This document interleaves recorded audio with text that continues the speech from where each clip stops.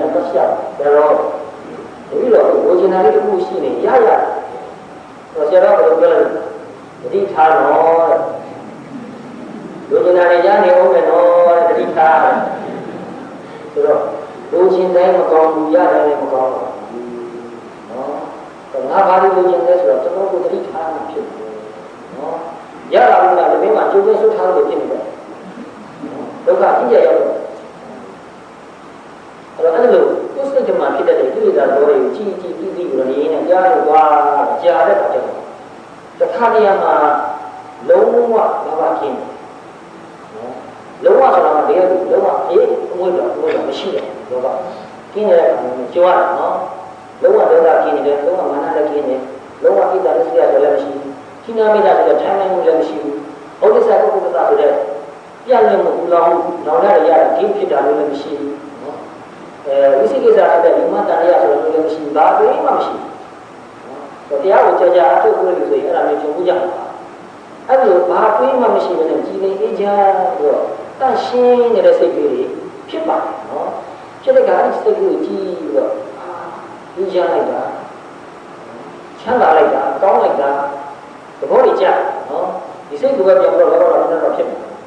ဒီလိုစိတ်ကလေးနဲ့ပဲနေချင်လိုက်တာဆိုတော့စိတ်မျိုးဖြစ်ပါတယ်နော်ဒါတော့ကောင်းတဲ့ဘောကတော့ဘုန်းကြီးတို့ဆိုလိုတာပါဒီလိုလောဘကင်းတဲ့စိတ်ကလေးနဲ့နေချင်တယ်ဒေါသကင်းတဲ့စိတ်နဲ့နေချင်တယ်မာနကင်းတဲ့စိတ်နဲ့နေချင်တယ်မနာလိုတဲ့စိတ်တွေကင်းနေတာလေးနဲ့ပဲနေချင်တယ်ဒီလိုကင်းပြီးတော့နေရတာလွတ်လပ်ပြီးတော့ပေါ်ပါနေတယ်ရှင်းနေတယ်အေးချမ်းနေတယ်ကုသိုလ်ဖြစ်နေဆိုတော့အဲ့ဒီစိတ်ကလေးကိုပျောက်မသွားအောင်တင်းပြီးတော့ထားချင်ဘုရားဒီကိစ္စကိုထားမလုပ်ချင်ထားလို့လိုက်မာနပြတ်သွားရင်စိတ်ကတော့ကြာပြန်ရအောင်လို့တော့တော်တယ်လို့နော်အဲ့တော့ကိုယ့်ဘာလို့ကြည့်ကြည့်အေးစိတ်တနေရာမှာသွားနေပြီးတော့တတိလေးနဲ့ကာပြီးနေတာကိုယ်စိတ်ကိုတီးအပြီးပေါ်လာတဲ့တိလက်ပြီးပြောက်သွားတာဒီမရှိတော့ရှင်းသွားတော့ကြောင့်အပြီးပေါ်လာတဲ့တိလက်ပြောက်သွားတယ်နောက်ခုအပြီးပေါ်လာတဲ့တိလက်ပြောက်သွားတယ်အဲ့လိုလေးနဲ့ပထမတော့ခဏလေးပြောက်သွားပြီးနောက်ခုအပြီးကိုကြားတဲ့ခါကျတော့အပြီးတစ်ခုပေါ်လာတဲ့တိတယ်ပြောက်သွားတယ်ဒါအတွေးမှမလာတော့ကြားဒီတိုင်းနဲ့ငြင်းနေတဲ့စိတ်ကရှင်းနေတဲ့တိတ်နော်အဲ့ကြောင့်စိတ်ထဲမှာဘာတွေးမှမရှိဘူးတကယ်တိတ်သွားတာတွေ့တယ်ဆိုတာစိတ်ထဲမှာစကားတွေပြောနေတာဆူညံတယ်ဘာတွေးမှမရှိတဲ့ခါမှာတိတ်သွားတယ်စိတ်ထဲမှာတိတ်အဲ့ဒါလေးကိုဒီလိုစိတ်ကလေးနဲ့ပဲနေချင်တယ်ဘုရားဘုရားကပြန်တွေ့တယ်ဆိုတော့ကိုယ့်ကိုကျန်ကျန်မှတွေ့ရတော့နော်တရားကမှများတဲ့ကမှာဒုတိယအပိုက်ကပဏိတာနဲ့စဒေဝနာလို့ပါတာလို့နော်အဲ့တော့ပညာရှိသူတော်ကောင်းဆိုတာဘုရားရဲ့ဆရာတော်တွေကုသဆရာတော်တွေသူတော်ကောင်းတွေပါနော်ပညာရှိတွေကသူတို့နာမှာသီကာဆိုတော့သူတို့စီကအဆုံးမဩဝါဒတွေနင်းပေးတာတွေနားညွှန်ပေးတာတွေပြည့်ပြည့်ပေးတာတွေရခဲ့လို့တရားထုတ်တာတော့သိချမ်းသာမှုအများကြီးရတယ်နော်အဲ့ဒါလို့ဆရာတော်ဓမ္မတော်နာမှာနေခဲ့ရတယ်လည်းအင်တာကျေးဇူးကြီးပါပဲအဲ့လိုနေခဲ့ရတယ်ကိုယ့်ရဲ့ကြီးပွားရစီးပွားကြောင့်သူတွေရသူကြောင့်ဖြစ်ခဲ့ပါတယ်နော်ဒါပေမဲ့ကိုယ်စိတ်ထဲမှာပဲအဲ့လိုစိတ်ကလေးကြီးနေအကြမ်းတော့တွေ့တဲ့အခါကျတော့ပြင်းမိတယ်ဒီစိတ်ကလေးဟာတကယ်ပညာရှိတဲ့လူတဲ့စိတ်ကလေးပါနော်အဲ့ဒီအချိန်မှာမကောင်းတာလုပ်ရင်စိတ်ဘာမှမရှိအခုဒီလူစီရလုပ်ရင်စိတ်ဘာတွေမှမရှိဘာမှလုပ်ရင်စိတ်မရှိနော်ပြေတော့လို့မရအဲ့တော့ဒီစိတ်လေးနဲ့ပဲနေရရင်ကောင်းတာပဲသူ့ကိုပညာရှိသူတော်ကောင်းနဲ့ပေါင်းလို့သဘောထားလိုက်နော်အဲ့လိုလည်းပဲတော်ကြာနေခဲ့တယ်နောက်တော့ဒီထက်ဘူးကကြာတော့တာဘယ်လိုမြင်လဲဆိုတော့ဒီစိတ်ကလည်းစိတ်ကလေးတစ်ခုပါဒီလေအေးကြတာရှင်းနေတဲ့စိတ်ကလေးတစ်ခုပါပဲငါမဟုတ်ပုဂ္ဂိုလ်တော့အလိုတိုင်းနဲ့မဖြစ်ပါဘူးသူဖြစ်ချင်တဲ့အခါမှာအကြောင်းရင်းတဲ့အခါမှာသူဖြစ်လာတယ်နော်တခါလေအကြောင်းရင်းတဲ့အခါကိုလိုချင်လို့လည်းမရနိုင်သူသာတော့တရားထုတ်လည်းမရစိတ်ကပြန်လို့ပြဖြစ်လာတယ်ဒီစိတ်ဟာလည်းလိုချင်တိုင်းမရဘူးသူ့ကိုလိုချင်တိုင်းမရနိုင်အကြောင်းရင်းမှရတယ်ဒီစိတ်ကမဟုတ်ဘူးငါစိတ်မဟုတ်ဘူးနော်သူလည်းပဲဘာဝနာအားထုတ်လို့အလေးအကျင့်များလို့ဖြစ်ပေါ်လာတဲ့စိတ်ကလေးတစ်ခုပါဆိုတော့သူ့ပုံမှာဆွဲလာတော့နေသွားတယ်နော်မလို့တင်တာတော့မဟုတ်ဘူးနော်လူတင်တာကတန်ရှင်းကြည့်နေနေတဲ့စိတ်ကတော့နေချင်ပါလေဒါပေမဲ့လူချင်းတိုင်းမရတဲ့အခါမှာတစ်ခါလေစိတ်ကအနိကမနာဖြစ်တတ်တယ်ရှိတယ်နော်အချုပ်တရားတွေပြောပါတယ်လူတွေအရင်တုန်းကကောင်းတာလေးဂျုံထားပြတယ်ကဘက်ကတရားထိုင်ပြီးတော့မြန်မြန်ကောင်းကြတော့နော်မြန်မြန်များလို့ရှိရင်စိတ်မရှိတော့ စိတ်မရှိဘူးဆိုတာကစိတ်ဆင်းရဲစိတ်ဆင်းရဲလေးကိုဆိုးလို့ဖြစ်သွားတမာတိကလည်းမမရဘူးနော်အဲ့တော့ကိုယ်ကြီးနဲ့မရတဲ့ကကြည့်ပြီးတော့အခုနကလည်းဒီတော့ကဒီနေ့ကတွေ့ခဲ့ခြင်းရတဲ့အင်တန်ကြီးကြီးနဲ့တောက်ချင်တဲ့စိတ်ကလေးမျိုးလေးလူချင်လိုက်တာဒါ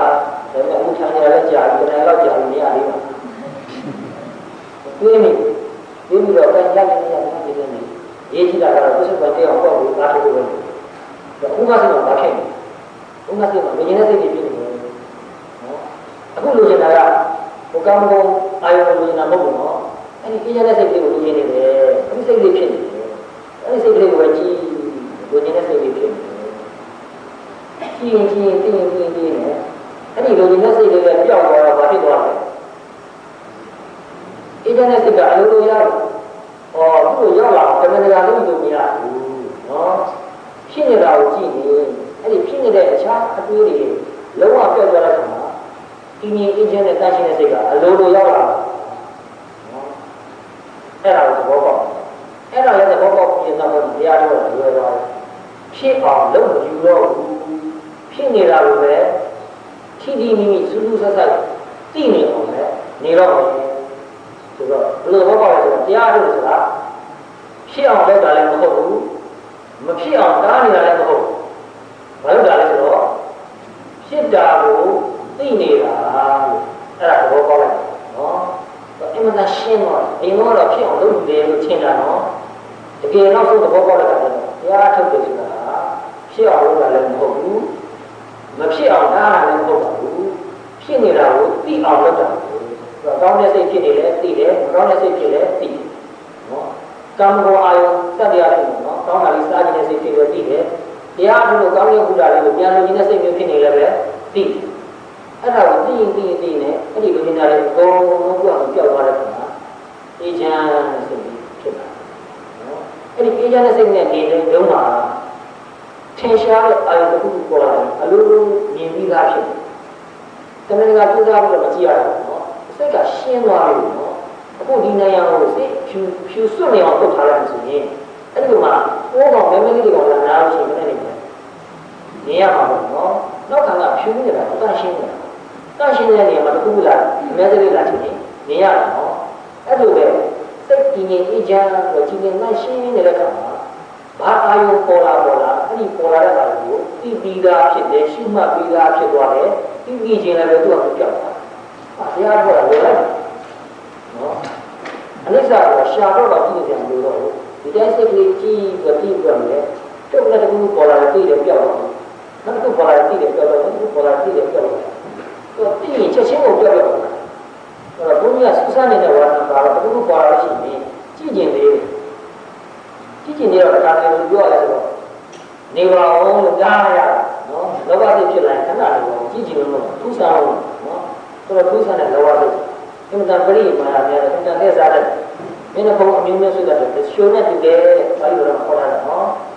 ဆိုတော့လောဘအမှန်တန်တင်မှုတာတွေရှိတယ်နော်ဆိုတော့ဘုန်းကြီးပြောနိုင်ငံသားကိုပြောရအောင်နေဆိုတော့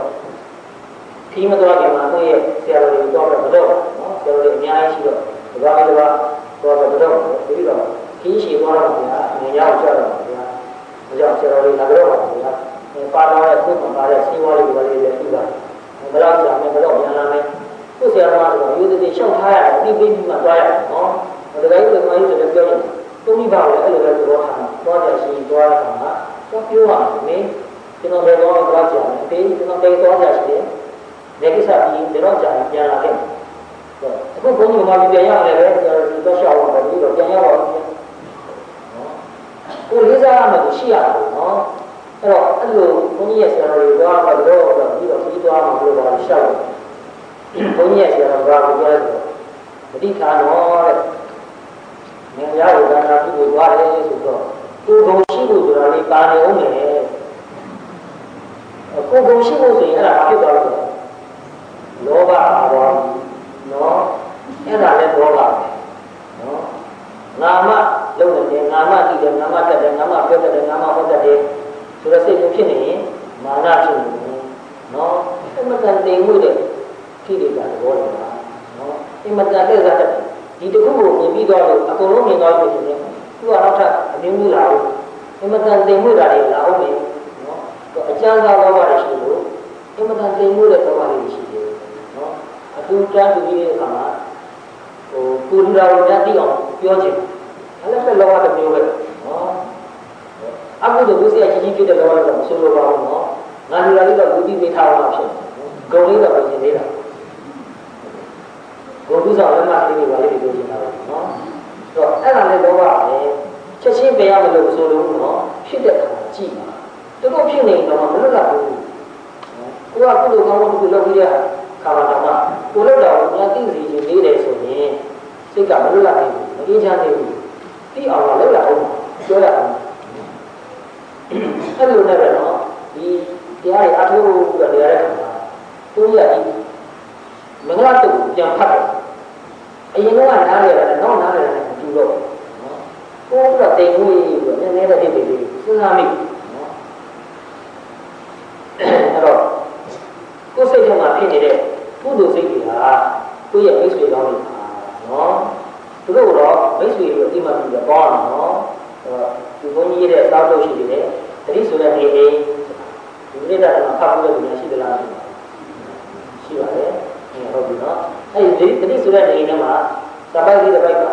my mind is my friend နော်ငါစိတ်ကငါမိတ်ဆွေအဲ့တော့ကိုယ်စိတ်ထဲမှာတော့မိတ်ဆွေလို့ခေါ်ရတော့တဲ့စိတ်ကြီးရှိပါနော်လောဘဒေါသမောဟတွေကျင်းနေတဲ့တန့်ရှင်းတဲ့ခြေရင်းနေကြတယ်အဲ့ဒါလိုစိတ်ဖြစ်နေတဲ့အခါမှာဘာလို့ရင်ကောင်းမလဲလို့အဲ့ဒီစိတ်ကိုပဲပြီးကြည့်ပါဘယ်တော့မှမကောင်းတာလို့မတိုက်ဘူးနော်လောဘကျင်းနေဒေါသကျင်းနေတဲ့မောဟတွေကျင်းနေတဲ့မာနတွေအတ္တမိတ်ဆွေတွေကျင်းပြီးဒီအင်းချမ်းတန့်ရှင်းတဲ့စိတ်ဖြစ်နေတဲ့အခါကိုလို့စီရတဲ့ခုရှိတဲ့အခါမှာဘာလို့ရင်ကောင်းမလဲဘယ်လိုလုပ်ရင်ကောင်းမလဲလို့သင်ရင်ကြည့်စမ်းဘယ်တော့မှအကုသိုလ်ဖြစ်နေအဖြေထွက်နော်အကုသိုလ်ဖြစ်ဖို့ဘယ်တော့မှမတိုက်ဘူးနဲ့စိတ်မျိုးတော့အဲ့ဒါမိတ်ဆွေစိတ်မျိုးပဲပေါင်းတဲ့စိတ်မျိုးပဲနော်တော့လောဘအာကြီးတော့ဒေါသအာကြီးတော့မာနရဲ့ဥဒ္ဒမရှိလို့အာကြီးတော့မကောင်းတာတွေကိုတိုက်တွန်းနေတဲ့စိတ်ကဉာဏ်ကြီးစိတ်ပဲနော်ဒီဘက်ပဲဒီလိုတော့မပေါင်းရဘူးနော်နောက်တစ်ခါမင်္ဂလာတော့ဘုရားတော်ရတာပါလေတော့မဏိတာရစပြေနာပြီးတော့ပူဇာစဒုစနေဟံဆိုတော့နော် right အဲ့ဒါကိုဘုရားစဉ်းစားပူဇော်တဲ့ပူဇော်တဲ့တော့ဘုရားပူဇော်ရတဲ့မင်္ဂလာဆိုတော့ဘုန်းကြီးတို့လည်းပဲကိုယ့်ရဲ့ပူဇော်ဆရာတော်တွေတိတိဆရာတော်တွေသာဝတိပူဇာပေးတဲ့ပြီးခဲ့တဲ့ဆရာတော်တွေတခြားလည်းပဲပညာရအမျိုးမျိုးကိုပြီးခဲ့တဲ့ဆရာသမားတွေနော်ပူဇော်ရတယ်ငယ်တော့အကြောင်းတွေပဲကစာပေပြီးခဲ့တဲ့ဆရာတော်တွေကျောင်းဆရာဆရာမတွေတော့အခါပြန်တွေ့ပါတွေ့တဲ့အခါမှာဘုန်းကြီးတွေတို့ကတော့ထိုင်တော့မတော်နိုင်ပါဘူးနော်ဘောကျင်ကချားတော့ဘူးနော်ဒါပေမဲ့ကျေးဇူးရှင်ဆိုတော့သူကနေတဲ့နည်းနဲ့သူတို့ကျေးဇူးကိုပြန်ဆက်ပါနော်တော့မြတ်စွာဘုရားဆိုတော့သူပြောကြမှာရှိတော့မြတ်စွာဘုရားကျေးဇူးကအင်တန်ကြီးပါတယ်အဲ့တော့ဘုရားကျေးဇူးကိုနည်းနဲ့ဆက်လဲဆိုတော့အဆုံးမကိုလိုက်နာခြင်းအပြင်ကျေးဇူးကိုဆက်ပါလေနော်တော့စောလူသားတယ်သင်္ကန်းလူသားတယ်စီမီလူတယ်ရေချမ်းတတ်တယ်ကားလူတယ်ဒါလည်းပဲပူဇော်တာပဲနော်လူသားချင်းအပြင်ပူဇော်တာနော်ရှိခိုးလို့ချင်းအပြင်လည်းပဲပူဇော်တာနော်ဒါဒီလောက်နဲ့မပြည့်စုံသေးဘူးအဆုံးအမကိုလိုက်နာခြင်းအဖြစ်လည်းပဲပူဇော်ပါတယ်တော့ကိုမိဘကိုတကျေစုချင်းလို့ကျေစုချင်းလို့နော်မိဘကျေစုကိုသိတယ်ဆိုရင်မိဘကိုစားဖို့ပေးနေဖို့ပေးနေနေကြရလုပ်ပေးနေဒီလောက်နဲ့ပြီးပြီလားမပြီးသေးဘူးနော်မိဘရဲ့အဆုံးအမဩဝါဒကိုလိုက်နာလို့လူသေးတယ်ဘုရားလိုပြောလို့နော်ခီးသွားမယ်ဆိုရင်တော့မိဘကိုတော့ပေးတဲ့စားအတိပေးဖို့လေပြောပြဖို့လေသွားအောင်လေဆိုတာလေနော်အဲ့လိုဒီလိုစကားကိုအတိမပြုတာလည်းပဲပူဇော်တာလည်းနော် acknowledgement ဆိုတာလည်းပဲ honor နဲ့တည်းတူတယ်နော် to honor those who are worthy of honor is a blessing လို့ပြောတာပဲတွေ့နော်အဲ့တော့ဂုဏ်ပြုတဲ့ဂုဏ်ပြုထိုက်သောပုဂ္ဂိုလ်နော်အတိမပြုတဲ့အတိမပြုတဲ့ပုဂ္ဂိုလ်ကိုအတိ